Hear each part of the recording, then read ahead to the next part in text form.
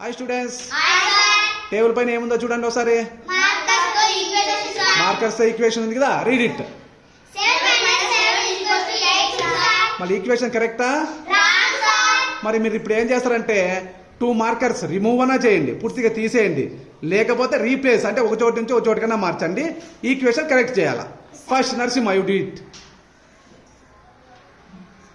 7 + 1 marker use చేసినావు, so wrong. Next Vaishnavi. 7 - 7 = 0 sir. Okay అమ్మా, 7 - 7 = 0, but condition ప్రకారం 2 మార్కర్స్ కదా మార్చాల్సింది. Yes sir. Okay wrong. Come on Harshavardhan. 7 - 1 = 6 sir.